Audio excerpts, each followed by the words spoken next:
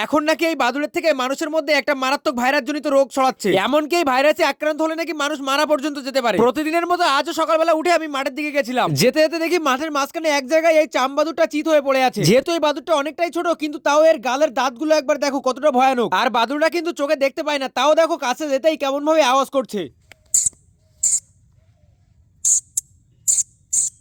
আমি কখন থেকে চেষ্টা করছি এই বাদুরটাকে একটু সোজা করে দেবো বলে, কিন্তু কোনো মতেই ও সোজা হচ্ছিল না। এরপর একটা লাঠি নিয়ে ওর পায়ের কাছে দিতেই ও তো পুরো পা দিয়ে লাঠিটাকে আটকে ধরেছে। ভিডিওর প্রথম দিকে তোমাদের যে ভাইরাসটার কথা বললাম সেটা হলো নিপা ভাইরাস। আর এই ভাইরাসের লক্ষণ কিন্তু সাধারণ জ্বর, সর্দি, কাশি এগুলোই, তাই সহজে বোঝাও যায় না। তাই এই ভাইরাস থেকে বাঁচার জন্য বাদুড়ে খাওয়া ফলমূল বা না ঢাকা খেজুরের রস থেকে দূরে থাকাই ভালো। এই বাচ্চা বাদুরটার গা হাত পা সারা রাত কুয়াশায় ভিজে গেছে, যার জন্য ও উঠতে পারছিল না। একটু পরে রোদ উঠলে ও উড়ে চলে যায়। তারপর আমি মাঠে গিয়ে দেখি মাঠের যে জমিতে ধান লাগানো হবে সেখানে ট্রাক্টর চাষ করতে এসেছে। ওদিকে ট্রাক্টরে চাষ হচ্ছে আর এদিকে কাকার ঠামা মিলে যে এক্সট্রা মাটিগুলো ছিল সেগুলো দিয়ে সমান করে দিচ্ছে জমিটা। এরপর এই ধানের জমির পাশে একটা ছোট্ট জমি রয়েছে যেখান থেকে আমরা মাছ ধরেছিলাম। এখান থেকে আমরা কি মাছ পেয়েছি সেটা পরের ভিডিওতে দেখতে পাবে, তাই ফলো করে দিও।